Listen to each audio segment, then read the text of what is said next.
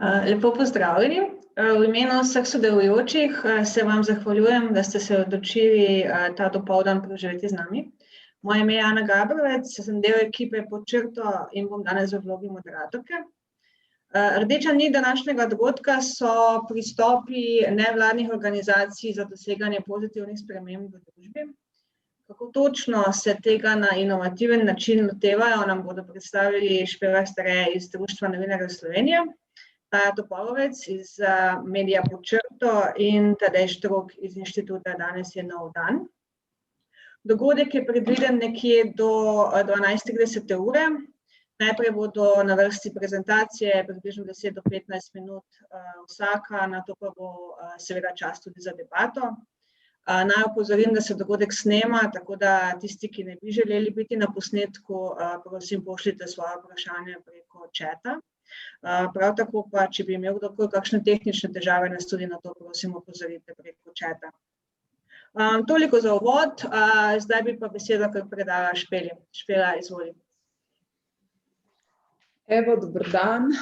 Jaz bom zdaj najprej lepo pozdravljen, jaz sem Špela Stare iz Društva novinarjev, tako kot je Ana že rekla, sem generalna sekretarka, zdaj sem že nekih, skoraj bom že 20 let na društvu, grozno. Tako da imam že kar nekaj izkušenj z našim delovanjem in tudi povezovanjem z drugimi organizacijami, ki so se za nas izkazale kot zelo dober način, kako dosegati cilje. Jaz sem bom predstavila predvsem nekaj primerov povezovanja, v bistvu, kjer smo imeli zelo konkretne cilje, se pravi spremembo zakonodaje, in v vseh primerih smo tudi uspeli dejansko doseči to spremembo zakonodaje skozi različna partnerstva in koalicije. Evo, zdaj bom pa res vam pošerala screen.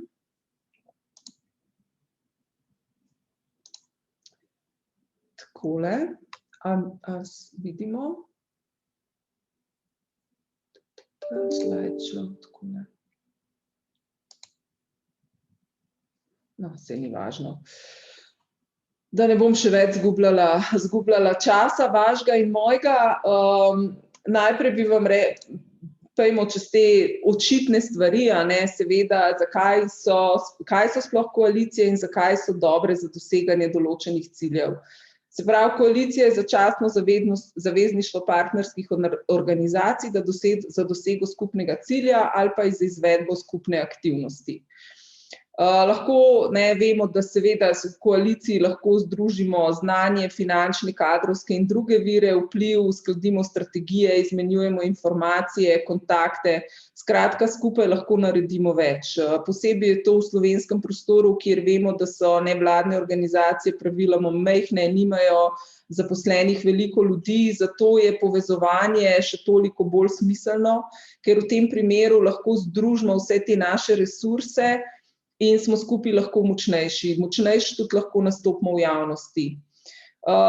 Ponavadi, saj tudi v našem primeru, smo se vedno združevali organizacije s podobnimi področji delovanja, ali pa se lahko združiš tudi okrog skupnega cilja in so to lahko tudi rečemo dosti raznorodne organizacije, ampak to je mogoče manj verjetno, oziroma se v našem primeru ni bilo tako.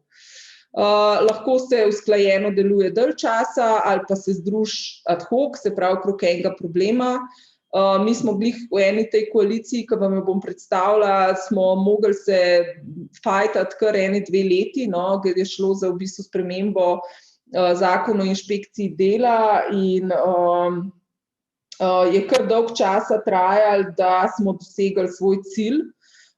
Zato smo bili tudi kar nekaj časa združeni v tej koaliciji. Imamo pa tudi take ohlapne koalicije, kjer imaš skozi te svoje partnerje nekako na stand-byju in veš, da vedno, kadar bo prišel nek trenutek ali pa nek problem, ko jih boš hotel zaangažirati, veš, da so tam in da jih lahko vedno zaangažiraš.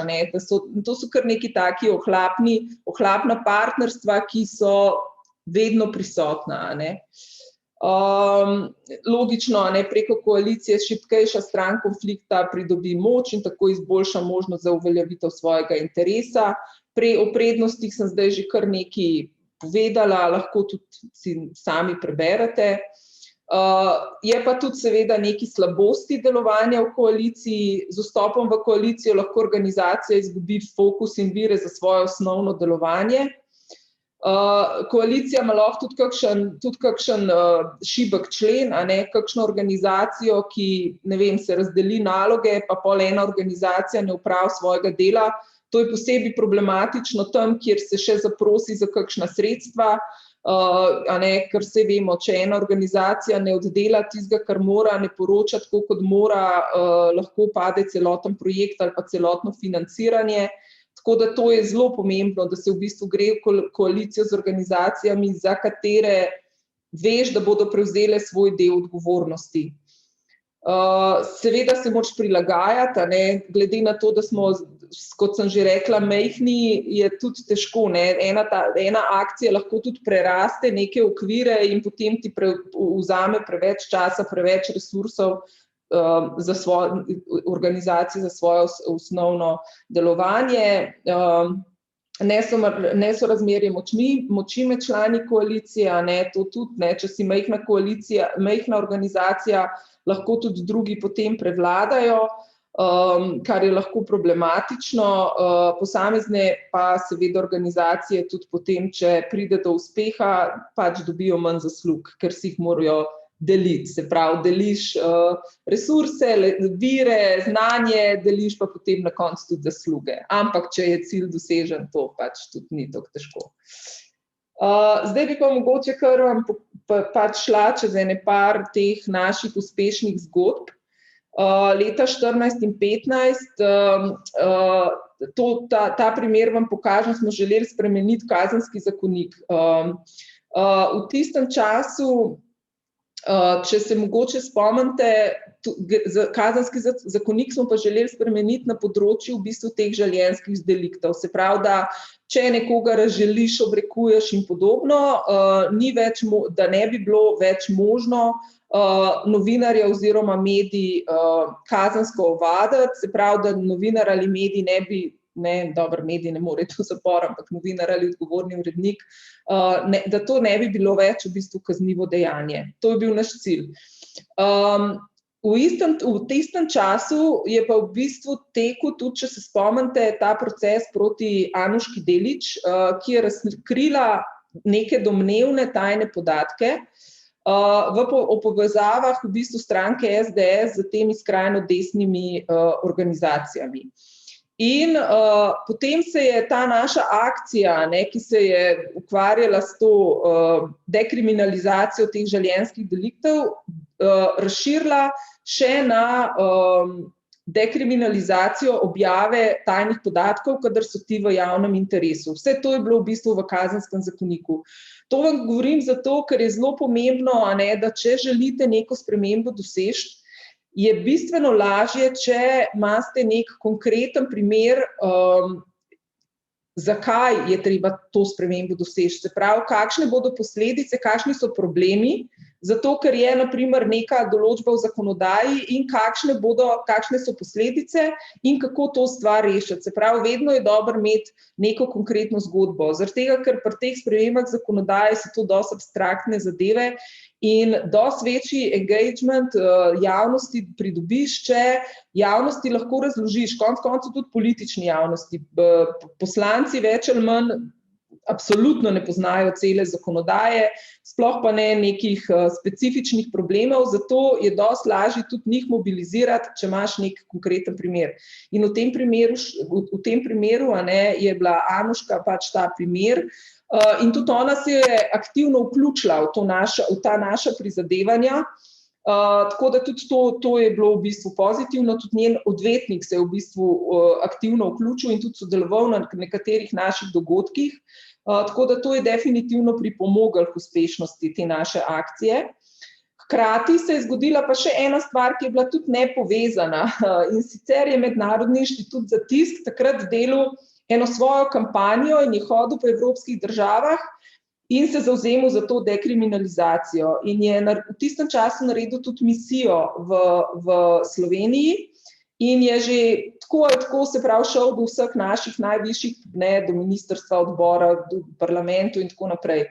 Tako da smo imeli še ta moment, ker sicer je zelo odvisno, kakšno vlado imamo, seveda trenutna vlada, neka misija Mednarodnega inštituta za tisk ne bi čisto nič pomagala, V nekih drugih okoliščinah, ki so bile pa takrat v bistvu temu naklonjene, je lahko pa ta angažma nekih mednarodnih akterjev, saj to je naša izkušnja, zelo pomemben, in lahko odpre kakšna vrata, lahko tudi v bistvu je tisti glavni, tisti končni razlog, zakaj se prevesi neka zadeva v pozitivno smer. Tako da tukaj so se te stvari vse združile, mi smo takrat, tudi Goran Klemenčič je bil takrat minister za pravosodje, kar je bilo tudi pozitivno, ker je imel posluh za medije in za transparentnost in za te zadeve. Tako da mi smo pa bili takrat tudi kar zelo aktivni. V okviru tega smo pripravili analizo tožb in ovadb zoper novinarje, kar še do takrat ni bilo narejeno, različne dogodke smo organizirali in pripravili smo v bistvu obrazložene spremembe členov zakonov. To vam vedno priporočam, če greste, da je vaš cilj, sprememba zakonodaje, ne samo opozarjati na probleme, zaradi tega, ker je to premalo. Če ste organizacija strokovna z določenega področja, morate nekako biti sposobni ponuditi rešitev. Tako da pri spremembah zakonodaje je vedno zelo dobro imeti v bistvu predlog konkretnih členov, obrazložiti te konkretne člene, imeti nek case, okrog katerega to, se pravi, nek realen problem z realnimi ljudmi, okrog katerega ta cel primer, to celo kampanjo peljete in takrat je bistveno večja možnost, da boste uspešni. Zdaj, mi smo bili tukaj delno uspešni, se pravi, uspeli smo spremeniti kazenski zakonik, kar se tiče objave tajnih podatkov, ki so v javnem interesu. Nismo bili pa uspešni pri dekriminalizaciji življenjskih deliktov. Naša družba v tistem trenutku ni bila pripravljena na to spremembo.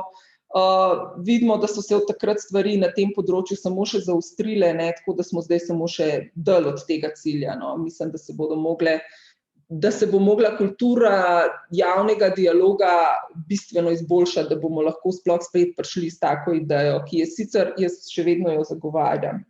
Zdaj smo pa samo še 1 minuto, kar je noro, kako malo sem uspela v tem času povedati. Hotela sem še en drug primer pokazati, to je Zakon o inšpekciji dela, smo tudi spreminjali, to je bilo pa iz leta 16-17, z njim smo hoteli urediti položaj prekarcev, oziroma da ko pride inšpektor pa ugotovi, da je nekdo v odvisnem razmerju, da lahko takoj izda odločbo, da mora delodajalec temu delavcu pač izdati pogodbo o zaposlitvi. To je bil naš cilj. In tukaj je bilo zelo zanimivo, ker če vidite, kdo so bili v bistvu člani te naše koalicije, vidite, da so sami v bistvu sindikati in organizacije, ki zastopajo prekerne delavce. Ne glede na to, da so to tudi bili sindikati, naprimer nekateri izmed njih so tudi del Zveze svobodnih sindikatov, in bi si mislili, saj so oni valjda močnejši v tej, se pravi, koaliciji z velikimi sindikati.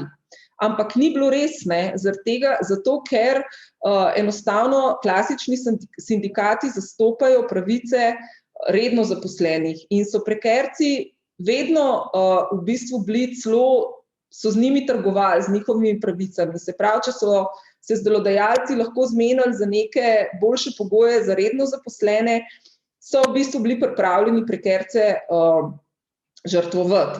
In to se je tudi izkazalo v celem tem procesu.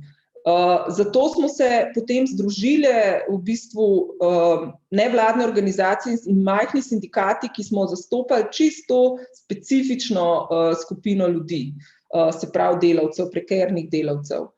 In spet, sej tako, kot lahko si preberete, spet smo imeli skupen nastop, potem smo pripravili člene zakona, celo Levica jih je vložila v parlamentarno proceduro, tam smo spet na odboru skupaj nastopali, vsak sam, mislim, tako smo se skoordinirali, smo skozi izvajali pritisk na poslance, na vse Ampak se veste, ne, če opozicija predlaga spremembo zakona, ne glede na to, da je bila takrat ministrica za delo iz SD-ja, kjer bi pričakoval podporo tej naši rešitvi, ni bilo uspešno, žal. Tako da, ampak pol smo še ukrepili, na koncu nas podprli tudi, se pravi, ta veliki sindikati.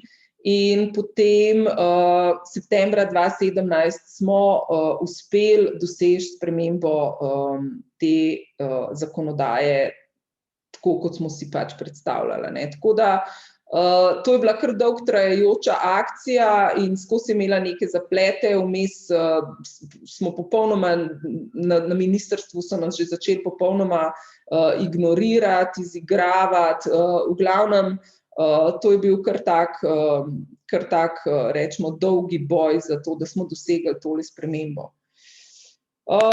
Kaj sem vam hotela še kaj povedati? Ja, kako se sploh odločate, a je koalicija, a je neko partnerstvo dobra rešitev za nek določen problem, Ozrite se vedno okrog sebe in ugotovite, a je v vaši okolici, a lahko sklenete kakšno zavezništvo, a je še kakšna organizacija, ki jo zanima isti cilj.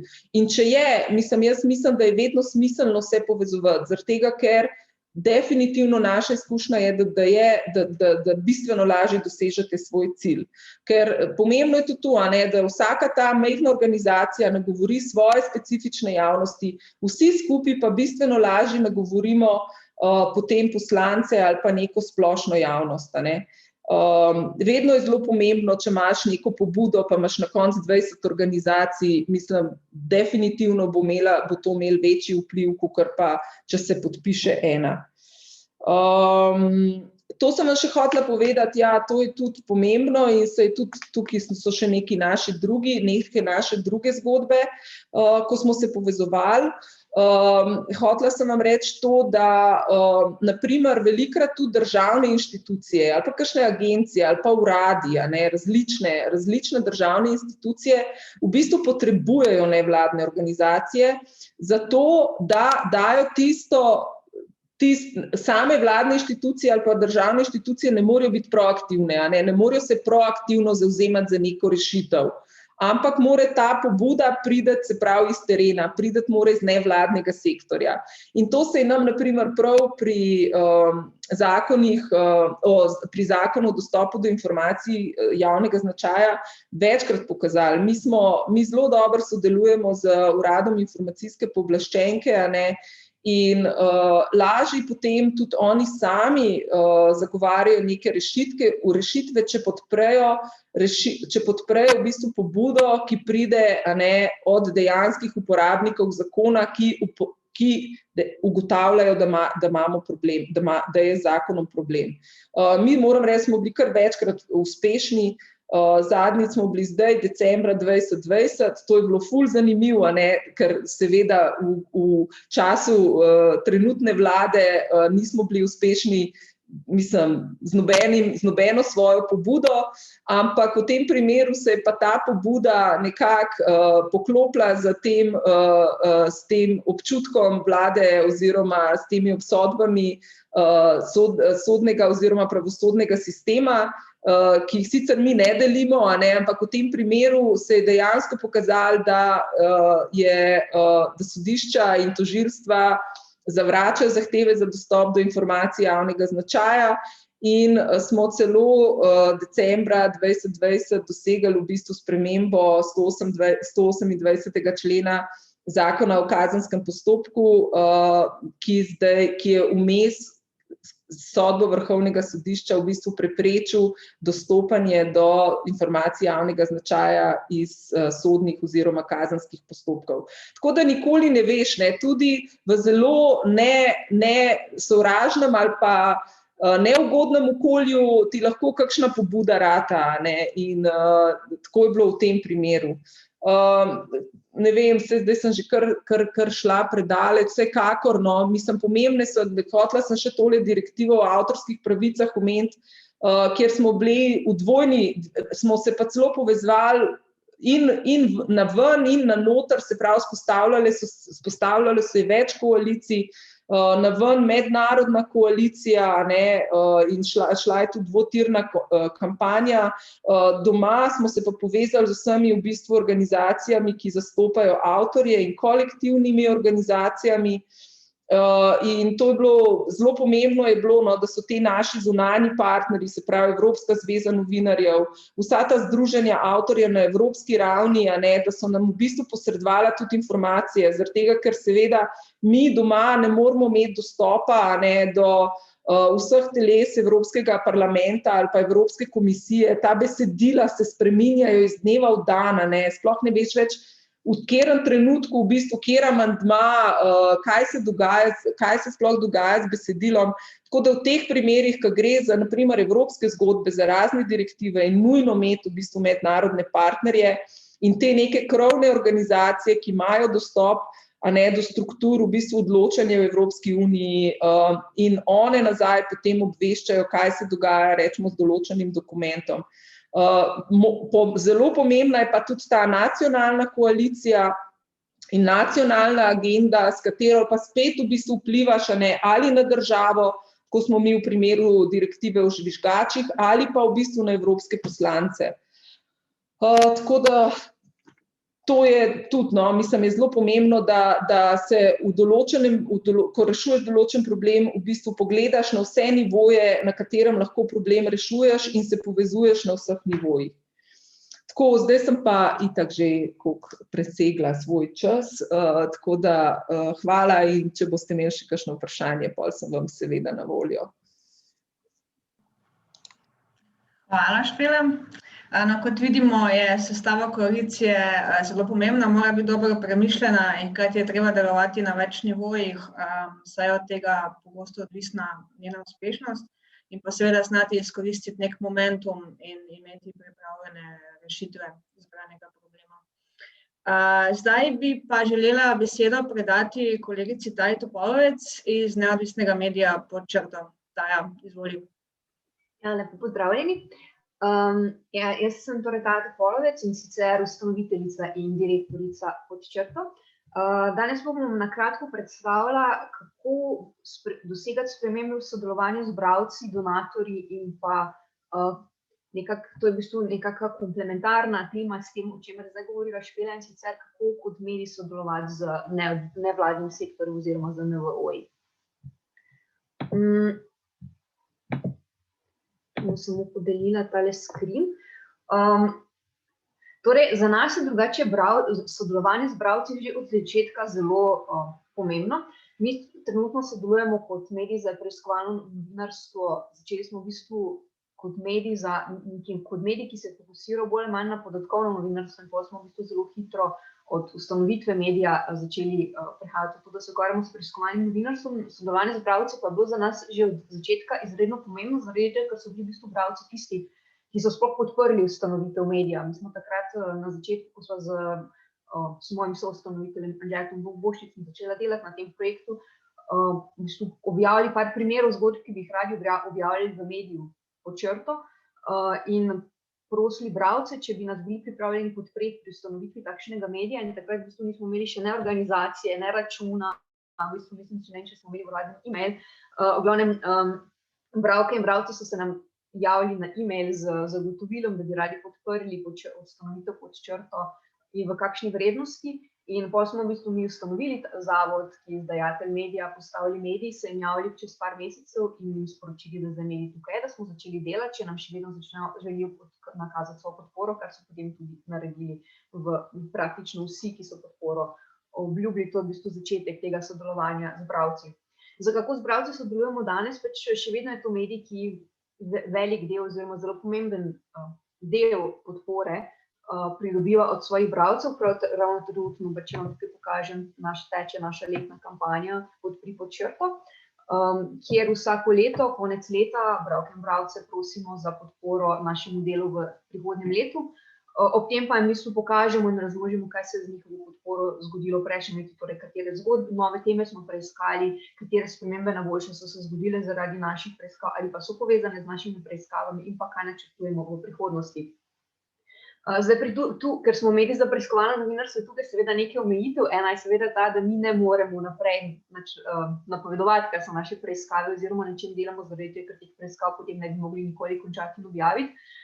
Moram reči, da so nekako naši bralci in donatorji precej dobro razumejo, kaj počnemo in na kak način, tako da naprimer zdaj po 6 letih delovanja dejansko ne sprašujejo več, kaj bomo preiskali, zaradi tega, ker pač vejo, da tega ne moremo naprej razložiti.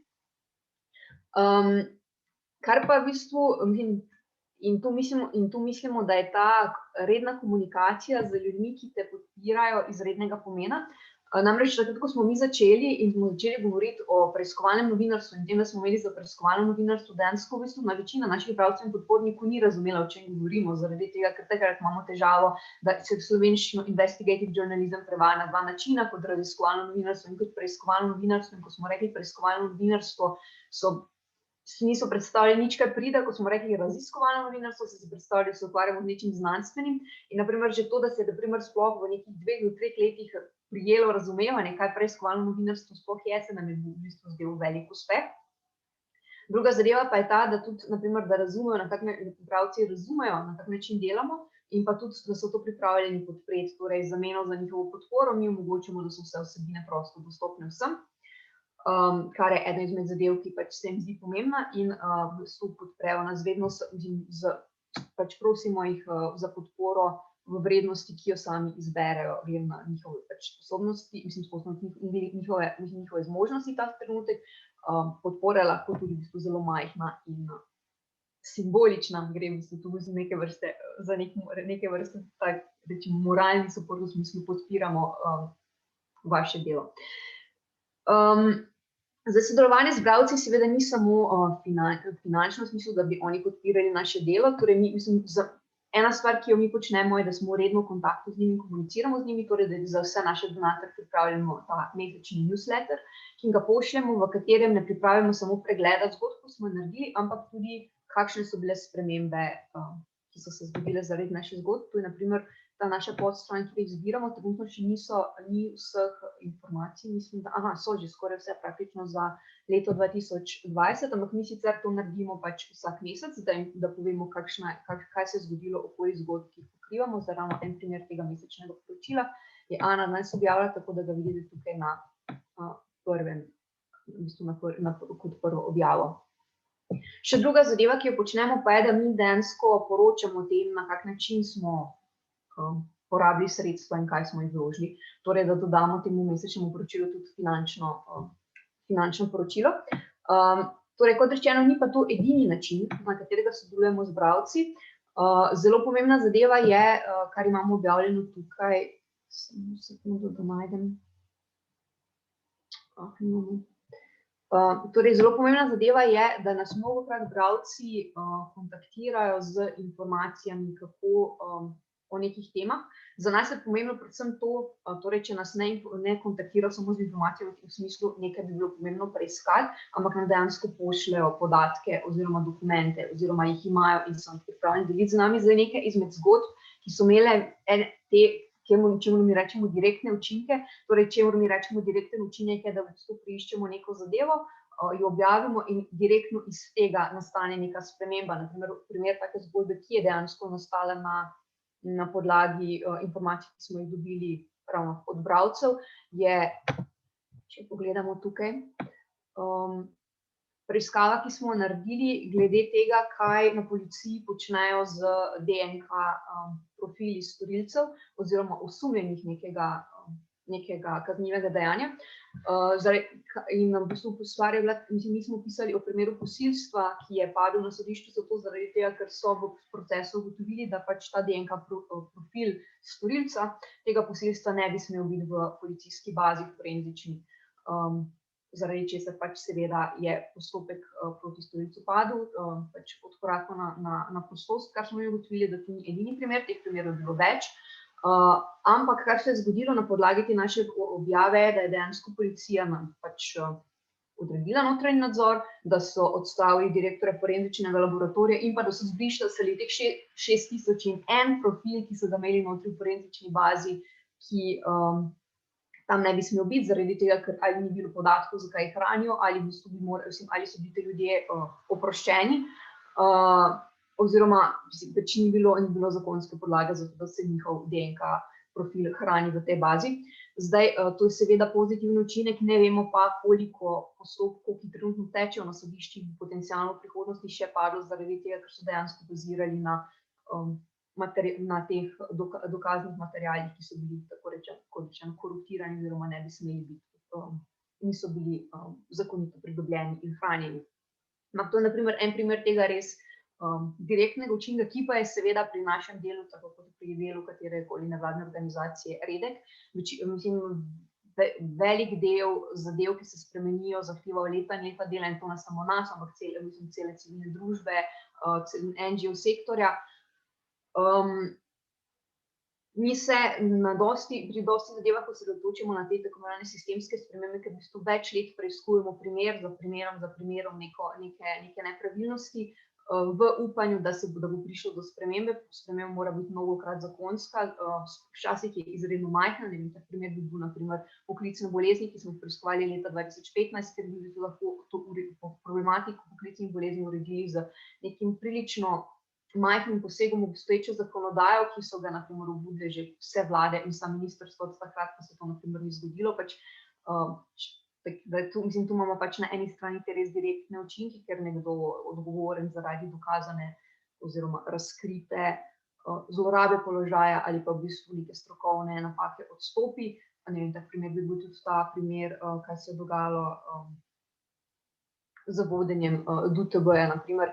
Ampak večina sprememb pa zahteva res dolgotrajno delo in poročanje. Zaradi tega se mi osredotočamo ne samo na to, da neko stvar razkrijemo, ampak da potem s to zgodbo, kot temu rečemo, spremljamo od razkritja pa do spremembe, kar traja mnogokrat veliko let. In kot rečeno, mnogokrat to delo ni samo naše delo, ampak je tu še, tako kot je že Špela omenila, pač zelo pomemben je družbeni kontekst, političen kontekst, to na primer, na kaj se v bistvu cela tudi neka javnost fokusira z drugih kampanj, iz situacije, ki je aktualna, in pa seveda tudi zelo pomembno je delo vseh ostalih organizacij, ki delujejo na tem projektu na podobnih področjih. Kar me v bistvu vodi na ta v bistvu tretje sodelovanje, ki sem ga omenila, in sicer to je sodelovanje z nevladnimi organizacijami. Zdaj, na nek način smo tukaj imeli pri vzpostavljanju našega medija kar nekaj, recimo temu, težav in izzivov, da smo ta sodelovanje uspeli vzpostaviti, zaradi tega, ker to vseeno se še ne vidi kot nek standarden način sodelovanja, da mediji sodelujejo z NVO-ji. Tudi na primer naši fundacije, ki podpirajo preiskovalno novinarstvo, ki delajo z nami, na primer iz tujine, dostikrat na primer preizprašujejo, ali je to res najbolj pameten način, kako sodelovati. Seveda tu obstajajo neka pravila in pa meje, kako pač sodeluje, zato ker imamo vseeno vsi, čeprav delamo na isti temi, imamo na primer neka zagovorniška organizacija drugo metodologijo dela, kot pa na primer ima novinarska organizacija. In na primer enih stvari mi ne moremo početi, mi na primer ne moremo zavzeti zagovorniške vloge in tudi na primer v bistvu vse stvari, ki jih mi objavljamo, ne glede na to, ali bi bili to podatki, ali bi bili to dokumenti, ali bi bile to neke zadeve, ki bi jih nekdo na primer povedal kot viri. Vse materiale, ki jih objavimo, še vedno moramo obdelati po novinarskem kodeksu, novinarskih standardih, pridobiti odzive, torej brez tega mi stvari ne moremo objavljati. Kar je pomembno seveda je, da je na primer v primeru takšnih koalicij, kot jih je tudi Špela omenjala, prej na primer mi tako z DNS-jem kot sodelujemo tako z DNS-jem kot z Danes eno dan na večjih različnih projektih, različnih tipih partnerstev. Na primer z DNS-jem smo ravno zdaj začeli objavljati novo preiskovalno serijo, in sicer o astroturfingu oziroma o lažnih javnostih. Naslednji del bo objavljen v četrtek. Kjer na primer je bilo sodelovanje zelo vsebinsko v smislu, da smo mi dejansko skupaj delali ta preiskovalni del oziroma raziskovalni del in da se, na primer, kjer so oni zbirali podatke, mi smo sodelovali pri metodologiji in potem upravljali novinarski del. Dostikrat pa ta sodelovanja niso vsebinska na ta način, ampak imamo na primer sodelovanja, kjer, to je bil primer za Transparency International, kjer smo mi naredili celotno preiskavo. Transparency International pa je potem za to področje pripravil na primer priporočila, kako bi se morala spremeniti zakonodaja in kaj bi bilo treba na zakonodajni strani rešiti, da bi do tega, kar smo mi preiskovali, do tega problema ne bi več prihajalo. Dostikrat, na primer, so sodelovanja tudi, recimo temu sporedna, kjer na primer, to bi bil primer te zdaj že dvoletne preiskave o medijskem lastništvu, kjer smo na projektu sodelovali z tako z DNS kot Mirovnim inštitutom, smo v bistvu sporedno, vsi smo se ukvarjali z podobnimi temami, torej tega tako imenovanega shrinking space-a na področju v povezavi z civilno družbo in pa mediji. Medtem mi smo delali to preiskovalno serijo o medijskem lastništvu oziroma o zlorabah medijskega lastništva v Sloveniji, medtem ko so oni pokrivali druga področja in naprimer te projekti so med seboj potem komplementarni v smislu, da smo v bistvu naredili to preiskavo, da so oni v bistvu naredili prav, rečem temu, terenski research in pa bazo napadov tako na novinarje kot pa in pa pritiskov tako na novinarje kot naprimer na člane nevladnih organizacij oziroma prostovoljcev, ki delujejo na teh področjih, kjer v bistvu smo vsebinsko delali vsak svojo stvar, še vedno pa so to naprimer projekti, ki so med seboj povezani. Potem imeli smo tudi na primer primere, kjer so nam nevladne organizacije posredovali informacije, na podlagi katerih smo delali preiskavo. Na primer, ena takšna tema je bila v sodelovanju z Očistimo Slovenijo, ker so oni imeli podatke o nezakonitih oziroma črnih odlagališčih odpadkov tam, na podlagi čega smo mi naredili potem svojo preiskavo. Dostikrat pa se ta sodelovanja v bistvu dogodijo na nek način organsko, v smislu, da mi preiskujemo neko temo, organizacija dela na neki drugi zadevi in v bistvu se sodelovanje zgodi nekje ali na koncu preiskave oziroma nekje vmes. Naprimer, en primer, ki nas je razveselil, je bil, naprimer, letos jeseni je bil, da kar nekaj let nazaj smo delali v okviru enega evropskega projekta, in sicer z Evropsko mrežo za podatkovno novinarstvo, predvsem veliko preiskavo Europe Wants to Be Warmer, kjer smo zbrali podatke za celo Evropo o segrevanju mest. In naprimer so nam potem ena nevladna organizacija letos jeseni sporočila, da so delali svoj projekt, kjer so se fokusirali na Ljubljano in so vzeli te podatke kot pač bazo za naprimer čist svoj projekt, kjer so zbirali podatke potem direktno od uporabnikov. Tako da to naprimer so te sinergije, ki nastanejo nekako organsko v smislu iz tega, pač, da delujemo vsak na svojem področju in v bistvu mislim, da se te zadeve razvijajo. Tako jaz mislim, da se porabila svoj 10 minut, tako da o donatorjih ne bom kaj prida govorila. Lahko pa kaj o tem povem, če bo koga zanimalo potem kasneje v vprašanjih. Namreč pomemben del naše podpore predstavlja tudi podpora prek donatorskih pogodb od donatorjev, kar je poseben tip delovanja in sodelovanja z njimi, tako da če bi koga iz njih zanimalo, ne vem, ali če vaša organizacija uporablja ali pa če razmišljate o tem uvedbi tega, pač lahko potem kasneje kaj povem še o tem. Hvala. Hvala, Taja. Mislim, da zdaj več ni nobenega dvoma o tem, zakaj gre pri preiskovalnem novinarstvu in da je tudi na tem področju ključno dobro sodelovanje z drugimi organizacijami in seveda podpora bralcev, bralk in donatorjev. Hvala. Zdaj pa k besedi vabim še predstavnika Inštituta Danes je nov dan, Tadeja. Tadej, prosim. Ja, čau, zdravo, jaz sem Tadej. Danes sem tukaj v bistvu namesto Maje, kolegice Maje Cimerman, ki bi v bistvu tole mogla predstavljati, tako da bom jaz malo poimproviziral, upam, da bo šlo, upam, da vidite moj ekran. Skratka, ja, Danes je nov dan je organizacija, ki je nastala v času vstajniških gibanj leta 2012-2013. Nastala je tako zelo na nek neformalen način, iz neke želje po aktivizmu, da je treba nekaj spremeniti. In nekako takrat smo se zavezali k tej neki družbeni angažiranosti, k boju za klicanje k odgovornosti javnih institucij, večanje transparentnosti, odprtosti podatkov, socialni in podnebni pravičnosti in takim zadevam. Zdaj podobno, mislim, mogoče za razliko od nekih bolj tradicionalnih nevladnih organizacij, pa smo izrazito digitalno naravnani, se pravi, vse vsebine, vse akcije imajo neko to močno digitalno komponento zraven, ker pač kot člani prihajamo vsi v bistvu iz nekih teh bodisi digitalno oglaševalskih ali pa startupovskih vod in nekako poskušamo v bistvu te koncepte, ki so ponovadi uporabljeni predvsem v marketingu oziroma oglaševanju, nekako prenašati potem na ta druga področja družbene odgovornosti, zagovorništva in podobnih sfer.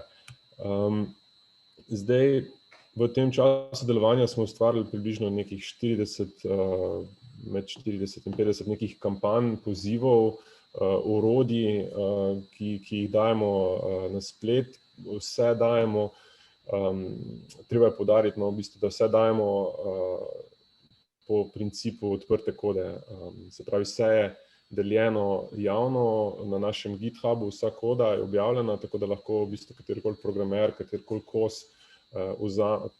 kos projekta vzame in ga prilagodi po svoje. To je nekako ta etos naše organizacije, pač se pravi ta odprtost in dostopnost in vključenost, tako da tega se probamo držati. Ampak ja, danes bomo govorili o igrifikaciji, ki je eden od nekih naših tem, ki se nekako dosti pogosto pojavljajo v naših projektih. Tisto, ko sem prej omenil, marketinški triki, v bistvu poskušamo tu uporabljamo igrifikacijo za to, da poskušamo motivirati, vključiti občinstvo. V osnovi igrifikacija je uporaba igralnih elementov oziroma igralnih mehanik v nekih neigralnih kontekstih. Se pravi, da uporabiš neke elemente, ki so sicer značilni za igre, v nekih elementih, ki z igrami, mislim, v nekih kontekstih, ki z igrami nimajo zares veze, z namenom, da povečaš motivacijo ali pa angažma občinstva. Če dam samo nekaj takih banalnih primerov, recimo lojalnostne točke v Mercatorju, pika točke so en tak primer dosti enostavne igrifikacije. Se pravi, ti z svojimi nakupi, se pravi nakupi kot nek kontekst, ki z igrami nima veze, zbiraš točke. Točke so pa izrazito igričarska komponenta. Se pravi, zbiraš točke in si motiviran, da čim več teh točk zbereš, ker boš potem dobil nek popust ali pa mogoče nek izdelek za stonj ali pa nekaj takega. Se pravi, zelo tak banalen primer, ampak to je primer igrifikacije. Isto tudi z letalskimi miljami, ko kupujemo letalske karte, zbiramo tiste milje, pa se nam pol odklepajo neke stvari. To je tak en osnovni princip igrifikacije. Potem nekaj druga, kar je dosti tudi priljubljeno in poznano, verjetno sedaj, so te fitness aplikacije, ki ti nekako beležijo tvoj napredek. Se pravi, napredek je zelo tudi pomembna komponenta pri igrah. Pri igrah je vedno jasno, kako ti napreduješ. Tvoj lik je vedno boljši ali pa vedno boljše neke spretnosti dosegaš, nove levele, se pravi nove stopnje. In to si sposojajo fitness aplikacije, da v bistvu te motivirajo, da se ti bolj gibaš. Se pravi, dobivaš nove priponke za neke dosežke, se premakneš više na neki lestvici, in tako naprej. Potem tale znak recimo je primer igrifikacije v smislu, da te motivira, da ti daje feedback, se pravi povratno informacijo na nek tvoj dober behavior, se pravi neko tvoje pozitivno obnašanje. Recimo voziš se po omejitvah in si nagrajen z nekim tem smiley faceom. Zelo tak banalen primer, ampak lahko štejemo kot primer igrifikacije. Potem grafi napredka so tudi ena taka značilnost, se pravi progress bar, da pač vidiš, kje si trenutno in koliko ti še manjka do konca, da boš spremenil nek behavior. Recimo in to LinkedIn dosti pogosto uporablja v svojih, ko te motivira, da si profil izpolniš do konca. In takih tehnik je veliko, zdaj nekatere so bolj, druge manj uspešne, načeloma pa je najbolj uspešne so ponavadi tiste, ki motivirajo neko že obstoječo intrinzično motivacijo. Se pravi, ti težko uporabnika prepričaš, da bo naredil, samo za igrifikacijo prepričaš nekaj, kar mu itak ni v interesu, ne. Če pa obstaja vsaj neko zavedanje, se pravi neka intrinzična želja potem, da bi spremenil neko obnašanje ali pa da ga nekaj res moti, da bi želel neko spremembo, ne, mu pa lahko igrifikacija pomaga pri tem, da se bolj drži, da se bolj pelje v smeri sprememb. Se pravi, zdaj igrifikacija in aktivizem sta ključna vprašanja v bistvu, to, ko sem prej mogoče malo na hitro omenil, kako pritegniti pozornost občinstva in kako jo potem obdržati, ne? Pa potem kako nagovoriti neko publiko, ki pač jo te vsebine mogoče ne zanimajo ali pa jim niso privlačne ali pa jih ne razumejo, ne? In kako komunicirati zelo kompleksne probleme, ne? Ker pač vemo pri družbenem aktivizmu, so teme lahko zelo zapletene, veliko različnih plati je, ne, in pač to razložiti uporabnikom oziroma občinstvu je lahko zelo težko in zato je včasih dobro se poslužiti nekih tehnik igrifikacije, ki pomagajo pri temu, da prebiješ ta zid pri občinstvu, ne, ki pač je postavljen in filtrira ponovadi te dolgočasne ali pa kompleksne informacije. In če uspeš ti prebiti ta zid z nekim hookom, kot se reče v tem marketinškem lingutu, ne, si v bistvu dobil pozornost uporabnika in mu lahko potem serviraš mogoče nekaj več stvari, ne. Tako da tukaj nekako s temi vprašanji se ponovadi ukvarjamo, kadar razmišljamo o kampanjah. Se pravi, kaj je tisto, kar lahko uporabnika pritegne, kaj je tisto, kar je drugače od tega, kar je že videl, ne.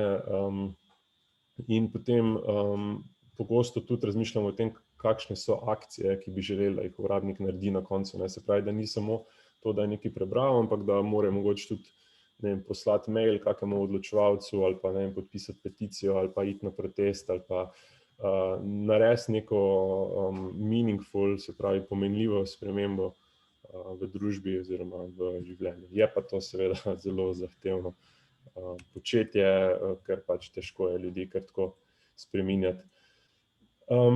Zdaj bomo pogledali par primerov igrifikacije, nekaj bo naših, nekaj bo tudi tujih, tu jih je Maja zbrala in bomo pogledali po različnih konceptih oziroma po različnih vodilih, ki sestavljajo recimo igrifikacijo, ne. Recimo eno od prvih je ta humorna plat, se pravi, da moraš nasmejati in zabavati občinstvo, ne, da tudi če je vsebina dolgočasna ali pa resna, poskušaš najti nek kod, pod katerim je lahko mogoče malo bolj humorna, malo bolj privlačna, malo bolj zanimiva, ne, ker pač humor je nek tak icebreaker, ki v bistvu omogoča, da pač podremo tisti zid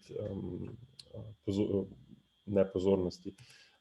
Recimo tule en primer, tudi tak zelo osnoven, ne, kako so želeli, mogoče malo preveč na glas.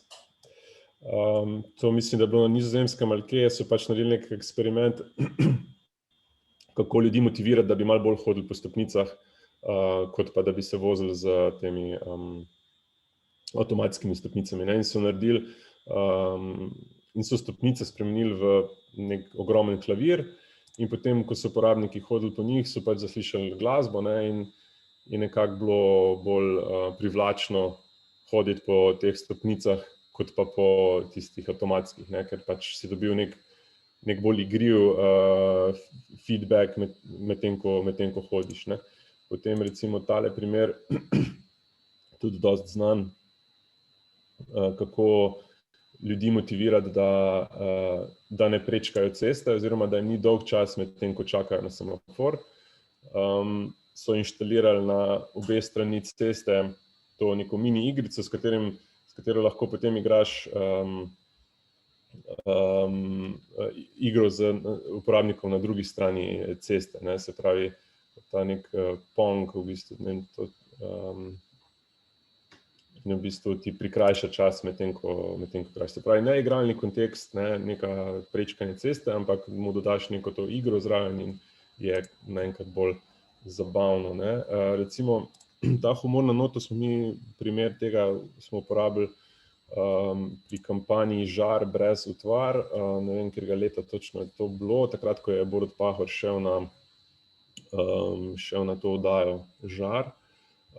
Mi smo pripravili v bistvu spletno varianto tega Žara in sicer smo predstavili njegove resne napake, ki jih je počel v mandatu, ne, in ponudili ljudem možnost, da mu podkurijo, ne, s tem, da delijo te njegove resne napake, ne. In tu ob strani lahko vidimo primer igrifikacije, v bistvu je, poleg tega, da je vse skupaj humorno, ne, se pravi, mu podkurimo, ne, in imamo potem primer, tudi kar bom še potem govoril, se pravi, mejnike napredka, ne.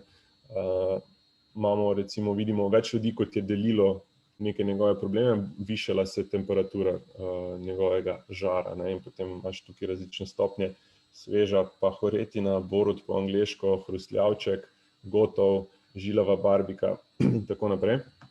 Se pravi, imaš neke jasne točke, mejnike napredka, ki pač potem motivirajo uporabnike, da to vsebino delijo, ne, kar je bil naš cilj, se pravi, opozoriti na napake, na resne napake predsednika države. Potem dosti pomembno je, da se stvari poenostavijo in vizualizirajo. Kot sem prej omenil, no, so pač ti problemi lahko dostikrat zelo kompleksni in ni fajn, če jih razložimo z nekimi gorami teksta ali pa na neke zapletene načine in je treba, ker pač itak vemo, vsi na spletu 100 drugih stvari imamo bolj pomembnih vedno za narediti, 100 drugih oknov odprtih in to lovljenje pozornosti je res ključnega pomena in imaš ful malo časa, da v bistvu sploh pritegneš uporabnika, ne, da ti nakloni svojo pozornost, zato je treba pač iskati neke poenostavljene načine, pa čim bolj vizualno privlačne načine, kako povedati svojo zgodbo. Recimo, to je bil en primer, sicer res tega ne poznam čisto točno, ampak se mi zdi, da tole je ena zadeva, ki razloži, to ni naš projekt, ampak je pa primer neke zgodbe, ki je razložena skozi igro, se pravi neka malo bolj kompleksna vsebina, kako nastane iPhone, razložena na nek barvit, igriv način, s tem pixel artom, mislim, da je to celo igrica, ki ti pač omogoča, da spremljaš to verigo, kako do tebe pride iPhone in v bistvu ugotoviš, kaj vse je v tem procesu narobe in zgrešeno, ne. Delavci v kitajskih tovarnah, ko se mečejo, ko delajo samomor, ker morajo toliko delati, ne, recimo, ali pa v Afriki, ko kopljejo rudo, zato da, ki je sestavni del tvojega iPhona.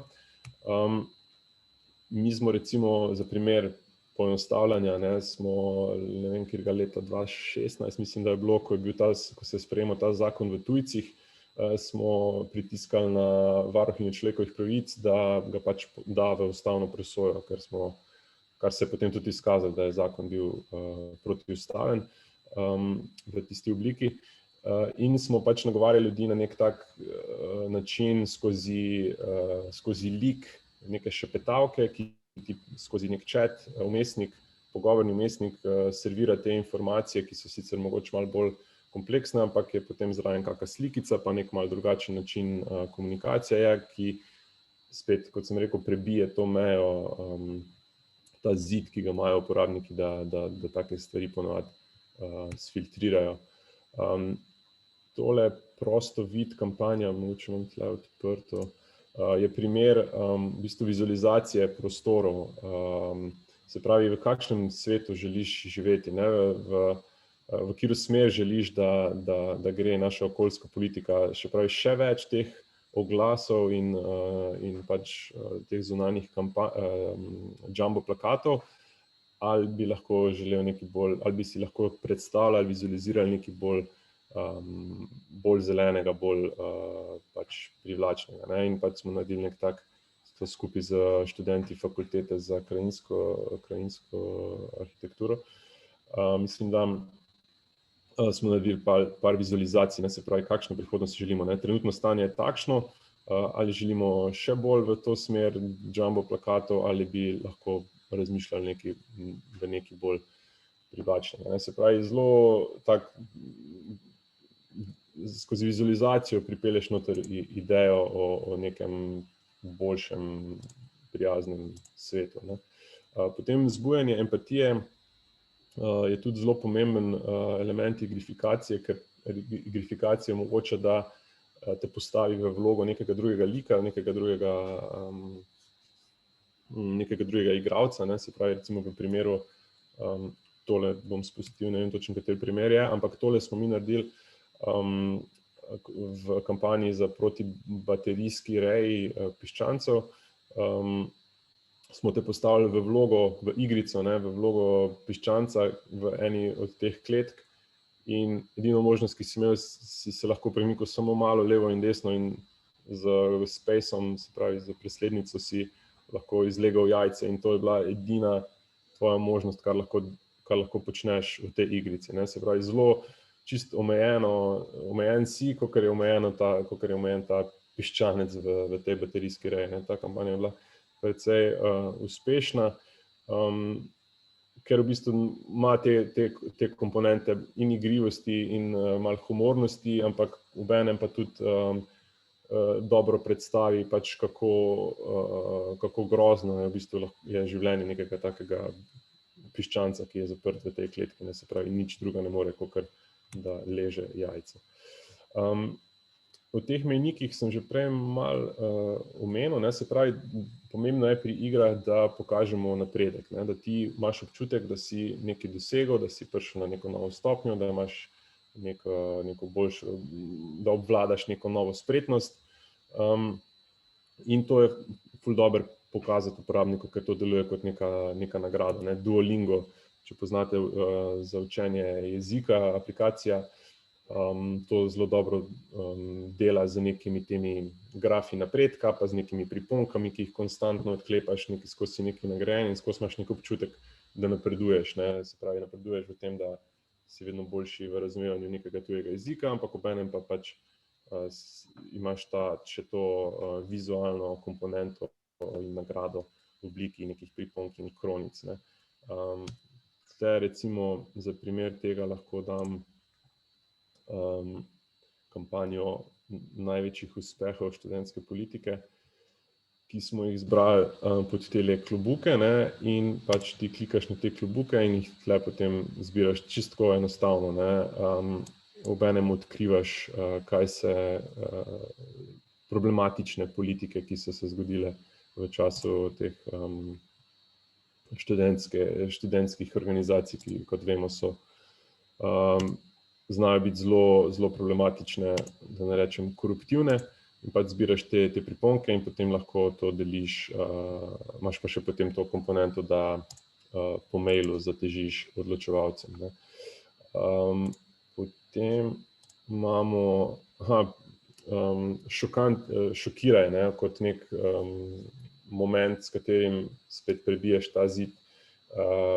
Šok je lahko tudi, ali pa presenečenje, je lahko tudi zelo močen faktor pri igrifikaciji oziroma pri poudarjanju komunikaciji nekih zgodb.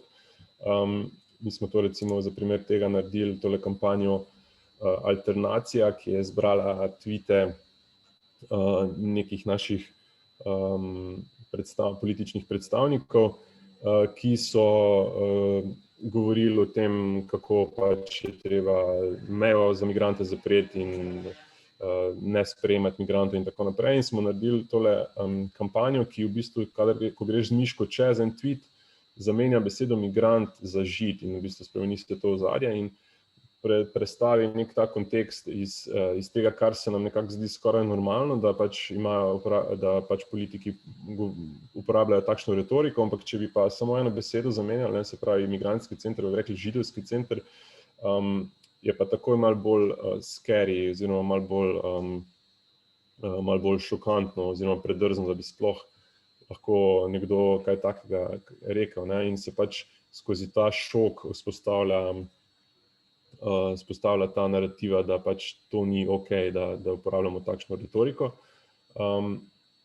potem recimo tale kampanja Fašizem za Talibane v bistvu sicer ni toliko šokantna, no, ampak ima pa to humorno noto, ne, da pripelje noter neke resne ideje, se pravi fašizem kot neka resna tema in zelo močna beseda, ne, pa da jo probamo na nek tak bolj enostaven način skozi primere razložiti, ne, recimo imamo kot neka mala šola fašizma, ne, imaš na eni strani teorijo, potem imaš pa prakso, ki demonstrira,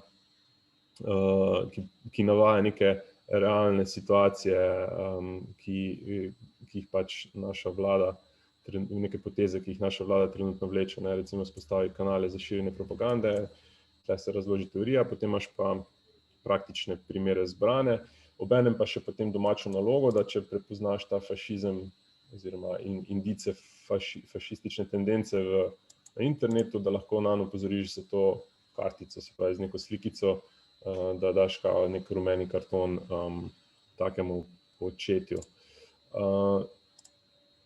Ta interaktivnost je tudi zanimiva komponenta, to smo recimo pri kampanji Stanovanjska kriza uporabili, da vpišeš noter, mislim, da trenutno ne dela stran, da vpišeš noter, kakšno plačo imaš in potem ti naredi izračun,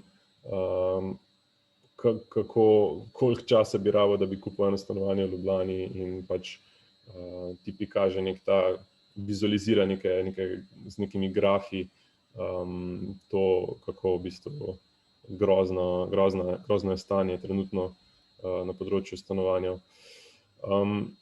Tako da to bi bilo to, no, pač projekti naši so v bistvu zbrani na danesnadan.si, če kliknete le pozivi, lahko pogledate še mogoče kaj zanimivega se najde. Tudi recimo pred kratkim smo lansirali tale sledilnik Maršalu Twitu, pač, ki vsakodnevno naredi analizo, koliko časa je predsednik vlade preživel na Twitterju vsak dan, koliko tweetov je sproduciral v stilu teh COVID sledilnikov, katerih smo zdaj že nekako navajeni v tem času pandemije, se pravi, da opozarjamo še na neke druge probleme, ki jih imamo v družbi, ne. Tako da toliko mogoče na hitro, pa bom zdaj zaključil. Maji lahko pošljete mail, lahko ga pa tudi meni, če imate kakšna vprašanja. Tako da, to je to. Hvala. Hvala, Tadej. Igrifikacijo res lahko uporabimo, ne glede na to, na katerem področju organizacije deluje. To je super. Pripričana sem, da imajo zdaj naši udeleženci in udeleženke še dodatna vprašanja za vse vas, tako da bi kar odprla debato in kot rečeno, če kdo ne želi biti na posnetku, brez problema posredujte vprašanje preko čata. Lahko pa se seveda tudi oglasite. Ja, kar izvolite. Če lahko nekaj povem, Borut, pa sem kar zavod, Pip. A se slišimo? Ja, vse. Ok. Glede na to, da sem že vsaj toliko let kot Špela Stare v tem poslu, pravzaprav, ne? Živjo, Borut. Bravo. Se mi zdi, to, kar so zdaj pravzaprav, kot je rekel Balašević, če se ga še spomnite, očitno se z drugim časom seveda neki novi klinci in nove tehnologije prinesle, to, kar je zdaj Tadej razlagal, ne? Vizualizacija, igrifikacija, sloganizacija itak je bila zmeraj nekaj, ne? Da je to nek moment, ki je zelo koristen, uporaben, zato ker je zelo nazoren, ne? Včasih znotraj neke koalicije, kampanje, one issue, single issue, kakorkoli že je ta zadeva, ko je treba nekoga prepričati, dolgih tekstov ne bere nihče. Ko začnejo brati znotraj neke akcije, znotraj neke, to, kar si Špela omenjala, te koalicije, ne, skratka neke kakršnikoli akcije, ali to direktna akcija ali zagovorniška akcija, ki gre skozi nek proces parlamenta ali pa na ravni občin, kar mi večinoma počnemo, ko začnejo brati tekste, takrat jih pravzaprav že imaš, ne. Treba jih je pa pridobiti in za začetek, ne, skratka nekoga pomagati prepričati v to, da te vse resno vzame in pridobiti podpornike v javnosti, kar je tudi pomembno, ne samo poučevalce, prepričaš jih tudi tako, da dokažeš, da imaš številke v podpornikih, torej javno delovati, je ta moment vizualizacije, da zdaj končno zaključim ta stavek, in igrifikacije zelo pomembno. Imam pa vprašanje. Večina nevladnikov in pa tudi neformalnih skupin je tukaj zelo šibka. Praktično nihče od nas tega posla ne obvlada, ker, kot smo zdaj videli, recimo danes je nov dan, je to res poseben posel, ki ga moraš obvladati. Koda moraš obvladati, pa vizualec moraš biti. Sam sem, ne vem, tekst hitro razumem, vsaj enako hitro kot nekaj vizualnega. Moje vprašanje zdaj tukaj je, kako bi bilo možno tvoriti koalicijo, kjer bi se lahko skupaj v akcijah posluževali nekih storitev. Zadeve seveda stanejo ali pa vsaj zahtevajo čas, če smo že mimo tega, da rečemo, ok, okrog vsebine smo složni, v to akcijo bi se šlo. A je možno tukaj na nek način imeti skupni servis? A je kdo razmišljal v tej smeri? No, tako da ublažim vprašanje. A je kdo razmišljal v tej smeri, ali bi se zdelo to smiselno? Tako moram povedati. Upam, da je bilo vprašanje jasno. Splošni servis za kaj? Vizualizacijo. Samo za vizualizacijo. Ampak kaj bi to bilo, da je marketinška ekipa ali skupina dizajnerjev? Ja. Ja. Vizualizacija zdaj, da bo malo bolj jasno. Infografike recimo so odličen primer, ki zelo hitro splošni javnosti in odločevalcem pokažeš, za kaj gre. To, kar je zdaj Tadej kazal, tudi je zelo primerna orodja. Ampak predvsem to, lahko dam primer. Na začetku prejšnjega leta, skoraj slabo leto nazaj, smo na zavodu PIP Mestno občino Maribor nagovorili z idejo, da zakaj pa ne bi oni participativni proračun ponovno uvedli. Tretjič, že 2 poskusa sta že bila.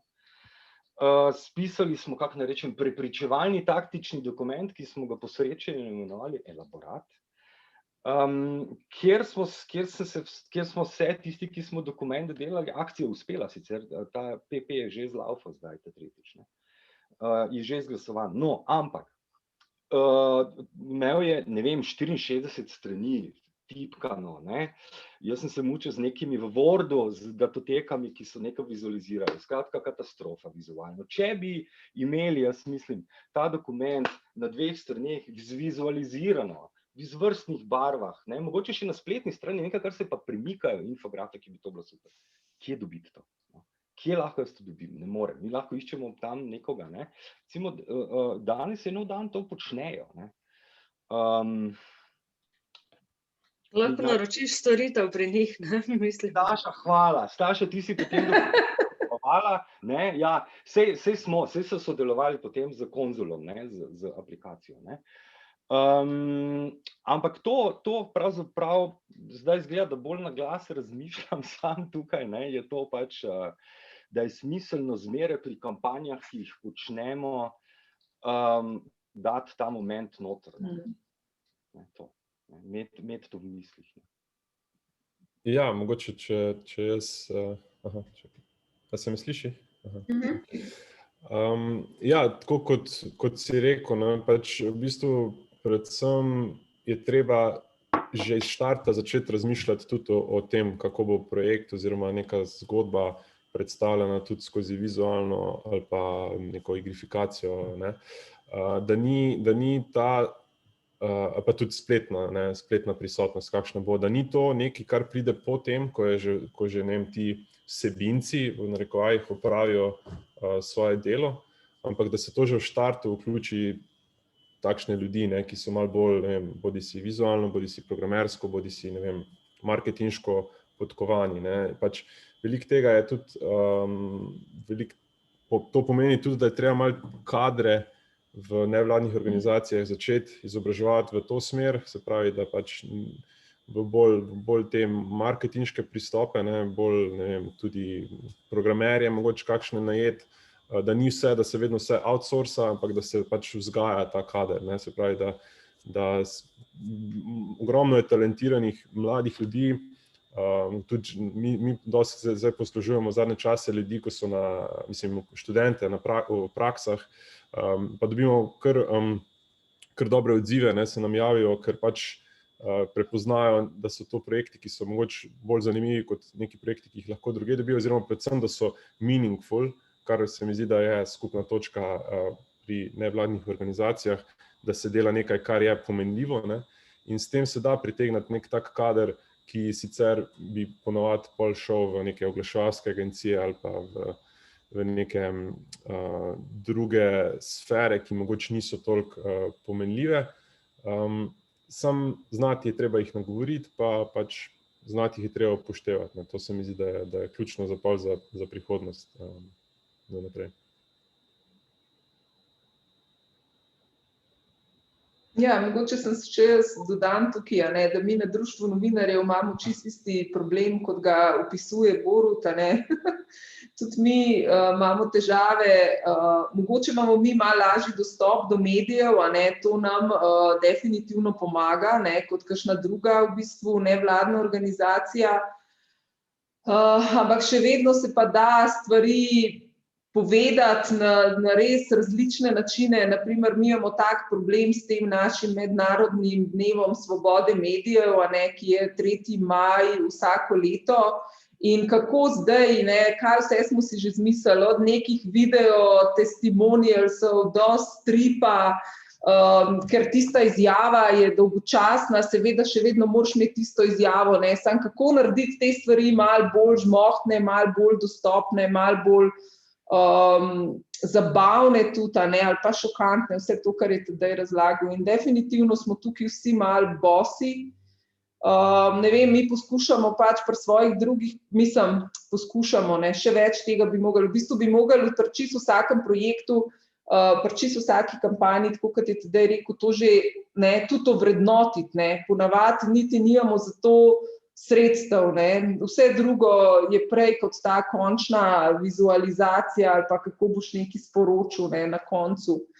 In verjetno, ne vem, da bi imeli nek skupinski sklad, ne, če si to mislil, to si, ja, kaj pa vem, ne, to si skoraj težko predstavljam, ne, kako bi se zmenili, kdo bo pol črpal iz tega sklada, ne, pa tudi ne vem, ali bo danes je nov dan tam zaposlil 10 programerjev, ki bojo samo to delali, ker po moje bi bilo povpraševanje neizmerno. Ne vem, no, težko vidim, da bi to rešili tako nekako skupaj, ne vem, mogoče bi CNVOS mogel tukaj, ne, kaj s vem, mogoče tudi več izobraževanj, ne, na to temo, čeprav vemo, da tukaj bomo zelo težko se mi, ne, stari kozli in koze izobrazili, tukaj res rabimo ljudi, ki to znajo. Težko, no, težko je najti rešitev, je pa definitivno tukaj vsi imamo probleme in bi veliko pridobili, ja, če bi na boljši način znali naša sporočila zapakirati. Jaz bi tukaj mogoče nekaj dodala, kar se navezuje na to, kar je rekel Tadej.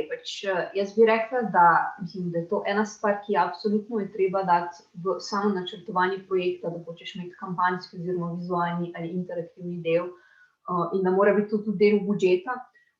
Naprimer, mi smo takrat, ko smo začeli delati, je bilo to prilično nestandardno, da bi kdorkoli, ko prijavlja neke preiskovalne teme, naprimer, prijavljal za financerje oziroma na razpise, zraven tudi močen vizualni del, zato ker imamo prilično močno vizualno ekipo, s katero delamo. In mislim, se je to videlo kot pač zakaj pravzaprav to počnejo, to ni klasično novinarsko delo oziroma ni preiskovalno delo. Naprimer, zdaj pač po parih letih tega vztrajnega dela, kjer mi vsakič v budžetu predstavimo, tudi povemo, zakaj to delamo, so pa začeli delati tudi druge organizacije, ki delujejo v mednarodnem okolju, medtem ko in nas v bistvu jemljajo na projekte zraven prav zato, zaradi tega, ker vejo, naprimer, da imamo naprimer ta del mi pri sebi pokrit. Tako da jaz bi rekla, pa če naprimer je vaši organizaciji, katerikoli izmed vas v interesu, da bi naprimer se odločite, mi bi radi izboljšali svoj vizualni del, šli bolj v kreativo ali v video ali v, inovativnih pristopov je več, to ni za vsako organizacijo, vsak primeren, odvisno je zelo od tega, kakšen kader imate, s kakšno afiniteto. Naprimer, če imate ljudi v organizaciji, kjer ni nihče vizu, pač nima afinitete do vizualnega, naprimer, ali morate nekoga dodati, ki bo imel v organizacijo direktno, ali pa pač se v bistvu odloči za nek drug format. Torej, pač kaj bi bila neka inovativna rešitev oziroma kreativna rešitev ali pa nek nov pristop, ki bo radi uvedli, pa res v bistvu zelo majhne, na zelo enostaven način, v smislu naredimo neko majhno stvar in bolj iz te ven gradimo, ne da zahtevate sami sebe, da zdaj moramo imeti pa narejeno iz tega, ko nismo imeli nič, eno ogromno interaktivno zadevo, ki bo vsebovala gamifikacijo, ki bo vsebovala video, ki bo vsebovala kampanjo, pač ne vsega tega skupaj izdelati, ker bo preveč, pač eno stvar. Okay, v tem naslednjem projektu bomo pokrit močen vizualni social del. Na naslednje bomo vključili to, da bi delali gamifikacijo, pa vzeli bomo partnerja, zato, naprimer, ki je v tem že dober.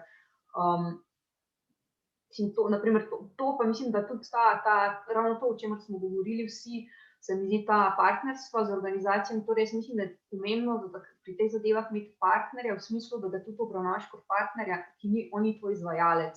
Naprimer, če naprimer, ne vem, mi zadelali skupaj z danes nov dan, pač to sta dve partnerske organizacije, ker vsaka v bistvu prinese v ta projekt svoja znanja, svoje kompetence in ljudi, ki so strokovno usposobljeni za to, kar počnejo, in je treba najti to sinergijo, kje mi lahko en drugemu dopolnjujemo, torej nismo mi njim izvajalec ali pa oni nam, naprimer. To zdaj ne bi pa jaz, obstaja verjetno kakšna opcija, da bi se razvil nek sklad ali pa neka krovna rešitev, ampak jaz, naprimer, takšnih zadev, ki so za organizacijo in pa njeno preživetje ekstra pomembne in izhajajo iz tega, kar želimo komunicirati, kar želimo povedati, z našega stika z našimi podporniki, bralci, se mi zdi, da to niso stvari, ki bi hoteli outsourcati na način, nekdo drug ne da s tem upravlja. Se mi zdi, da to je neka stvar, ki nam bi morala biti v interesu, da bi z njo upravljamo, ne vem, podobno kot upravljate s svojim brandom, podobno kot upravljate s svojo komunikacijo, naprimer. To bi bil moj input.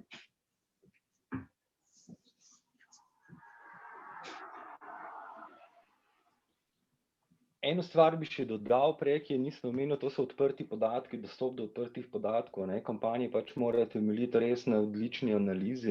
Saj to recimo Društvo novinarjev Slovenije pa pod črto raziskovalno novinarstvo ne rabim razlagati. To, kar pri kampanjah tudi mi uporabljamo, je v resnici začnemo, ko opazimo problem, začnemo analizirati podatke, ki jih imamo na voljo. Skratka, pretopimo v številke, pa razmišljamo skozi številke. In pa kontekste seveda. Da to, kar in to je neka storitev, nek standard civilizacijski, demokratični in politični danes, skratka dostop do podatkov. Na ta način jaz pravzaprav vidim danes predvsem infografike ali pa vizualizacije tudi kot nek standard, ki ga danes moraš. Že kot neko storitev, na ravni lokalnih samouprav, kaj je recimo taka storitev, vodovod, kanalizacija, elektrika in ceste. To je pa res nek standard, mimo katerega ne moremo danes, ki je že izpolnjen. Na ta način pravzaprav vidim dostop do odprtih podatkov, poleg svoboščin, ki to zagotavljajo, ki temeljijo na človekovih pravicah, so seveda odprti podatki in pa to, kar hočem povedati, podajanje teh vsebin. Jaz nisem imel v mislih, bolj sem seveda na glas kot provokacijo razmišljal, da bi to bilo smiselno sklad narediti. Ne, pravzaprav je bolj smiselno okrog projektov znotraj in kampanjskih stroškov, če sem zdaj na tej operativni ravni, te stroške predvideti. Pomembno je, da jih vidimo in da so pomembni. Govorim seveda o infografikah in pa predstavitvi podatkov in pa teh kampanjskih delih, kam bomo šli, gremo na Twitter, gremo na video, ali skratka, kam bo pravzaprav šlo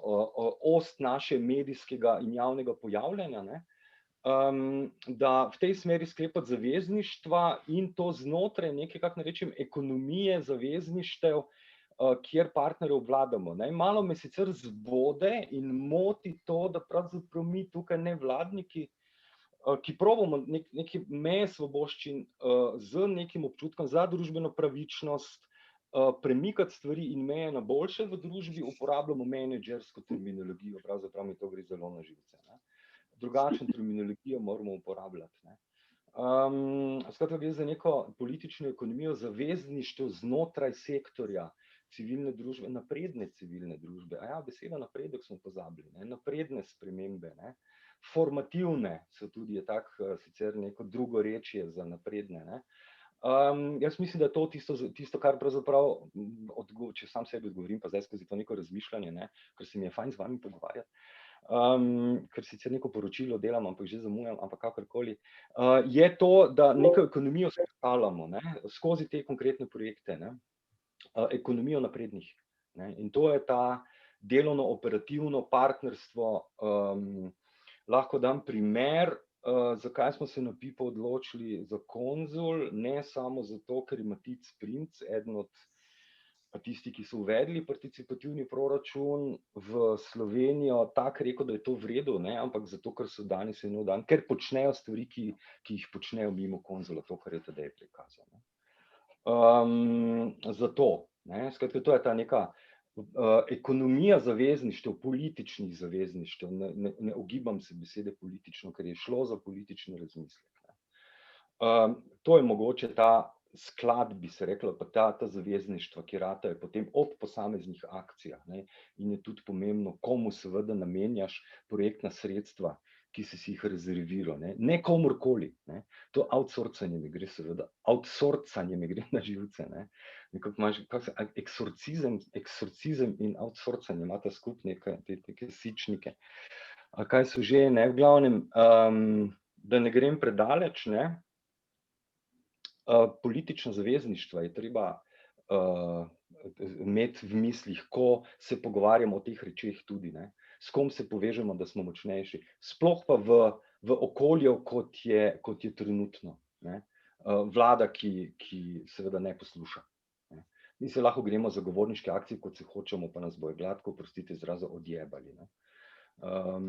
Kot so že naredili parkrat zdaj, ne? Včeraj, kaj je Metelkova s policijo, ne? Evo ti zagovorništvo, ne? Kakorkoli. Hvala.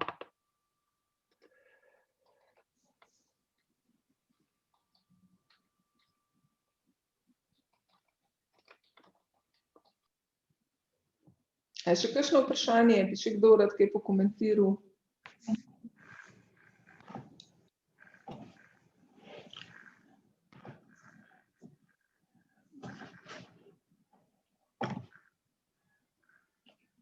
Mogoče samo še to, da omenim, da se navežem na to, kar si zdaj povedal, Borut. Ja, danes je nov dan, je nekako bil, tudi smo že razmišljali o tem, da bi delovali kot neka oglaševalska agencija oziroma studio za nevladne organizacije, se pravi za organizacije, ki delajo neke družbene spremembe. In pač tudi pogosto dobivamo neka povpraševanja iz teh smeri in pogosto pač naredimo kaj pro bono ali pa naredimo kaj z nekimi bolj dostopnimi cenami ali pa tudi svetujemo brezplačno. Tega sploh v zadnjem letu se je kar povečalo število teh povpraševanj, tako da definitivno obstaja neka potreba po tem. Je pa potem tudi zdaj na nas že malo že težko v bistvu pohendlamo vse te stvari, ker pač moramo tudi razmišljati malo poslovno, ne, in pač ta programerski kader je vseeno precej drag, ne, in tudi tukaj je potem en problem, da ta digitalna pismenost oziroma digitalne kompetence so ful dražje, ne, kot pa si ponovadi nevladne organizacije, kakor imajo budžetov, ne, tako da zato še enkrat, ja bi rekel, da res razmišljati o tem, kako dobiti kader, pa tako kot je Taja prej rekla, no, da pač kako dobiti tak kader že v organizacijo, da čim prej in ga vzgojiti, da je razmišljati integralno pač v bistvu. Ena opcija pa je še potem povezovanje z recimo temu kreativnim sektorjem, ne. Predvsem z neodvisnimi ustvarjalci, dizajnerji in podobno, ki imajo ta čut za temo, s katero se ukvarjaš, kjer v bistvu ni nujno, da so ti ljudje dejansko zaposleni v organizaciji, sploh če nimaš toliko fokusa, na primer na kampanjo, da bi to delal celo leto, ves čas, ampak delaš to enkrat na leto, na ta projektna partnerstva. Naprimer, to mi počnemo na Počrtu in se nam prilično odnese v smislu, da imamo pač skupino, to vizualno skupino ljudi, ki niso zaposleni v naši organizaciji, jih je več, s katerimi sodelujemo potem na različnih projektih. Je pa fino, da se dela na daljši rok, zaradi tega, ker se mi zdi, da se tudi vsebinsko stvari pač boljše razvijajo, zato ker tudi oni potem poznajo svoje področje in znajo delati na njem, oziroma znajo delati s svojimi vsebinami. Tako da, mislim, to, če že govorimo o povezovanjih, naprimer povezovanje med nevladnim in kreativnim sektorjem. Ja, jaz sem mogoče še nekaj hotela dodati. Mi nimamo zdaj, to je sicer drugo področje, ni področje, se pravi, tega vizualizacija pa sporočilnosti, ampak področje naprimer pravnega svetovanja ali pa povezovanja, pridobivanja nekih pravnih mnenj, sodelovanja z odvetniki, s pravniki. Mi imamo tukaj kar dosti izkušenj, no, in moram reči, da prav to, kar govori Taja, imaš v bistvu odvetniške pisarne, ki so nekako, ki se ukvarjajo recimo z medijskim pravom in ki imajo tudi to, ali pa s pravom zasebnosti, avtorskimi pravicami, imajo afiniteto, ne. In mi smo zelo dobra sodelovanja razvili v bistvu največ z odvetniško pisarno Zakonšek in je tako, ne. Veliko naredijo, lahko jih pokličeš, pomagajo tudi pro bono, ko se pojavi nek problem, je pa tudi fajn, da potem, ko pa koncipiraš kakšne projekte, pa razmišljaš tudi o tem, kako jih vključiti in v bistvu jih takrat tudi v bistvu plačati, a ne, in potem se razvije eno tako v bistvu sodelovanje, ko kdaj lahko kaj plačaš, kdaj mogoče tudi kaj ne moreš, ampak so v bistvu te strokovnjaki, z njimi razvijaš pač nek odnos in so pripravljeni pomagati tudi v bistvu pro bono, tudi zato, ker imajo afiniteto do tega področja, no. Tako da na vseh področjih se to splača, ne, ta sodelovanja, ne vem, ali pa mi tako sodelujemo tudi z kolektivnimi organizacijami, ne, kjer tudi smo že veliko tudi tega nekega pravnega znanja pa izmenjave izkušenj od njih dobili, a ne, pa nismo v bistvu tega plačali. Oni isto imajo sredstva, a ne, imajo tudi pravne strokovnjaki in imajo afiniteto v bistvu do vseh, ki zastopajo avtorje in lahko v bistvu tukaj lahko stvari dobiš, no, tudi če nimaš zdaj ful veliko nekih finančnih sredstev za to namenjenih, no. Tako da taka sodelovanja so na vseh področjih zelo pomembna. Bi pa to rekla še eno, da ni pa tudi nujno zdaj, da čisto vsako stvar zapakiramo v eno igrico in tudi za določene vsebine je to čisto neprimerno. Mislim, če imaš res neke zakonodajne, tudi ene zadeve se mi zdi, da kljub vsemu morajo biti seriozne, morajo biti strokovne in ni treba, da vse zapakiraš, a ne, v nekaj, kar je ful privlačno, ker nekje pa vsebina vseeno tista, ki potegne, no. Tako da se mi zdi, da vseeno, če imaš ti močno poročilo, pa če imaš ti sporočilo, pa če imaš, pa nagovarjaš resen problem, pa imaš odzadaj podatke, a ne, boš prodrl s tem tudi na tradicionalne načine, no, tako bom rekla, no. Kar je pa vseeno tudi dobro imeti v mislih, a ne, da če je močna vsebina, se da marsikaj z njo narediti. Ja, to se ful strinjam, pa sem mogoče pozabil poudariti v naši predstavitvi, da treba je biti ful pozoren, da se stvari ne trivializira, pač ker s to igrifikacijo in s tem se lahko na zelo hiter način, če ni dovolj premišljeno, se lahko naredi pač več škode kot koristi, ne, če pač neko stvar zbanaliziraš ali pa trivializiraš skozi igro, tako da ja, to si zdaj lepo povedala. Hvala. Je mogoče še kakšno zadnje vprašanje, glede na to, da se bližamo, oziroma smo je že 12:30, vendar ne, če je še kakšno vprašanje, kar izvolite. Vkolikor pa ne, hvala Špeli, Taji in Tadeju za zelo zanimive prezentacije.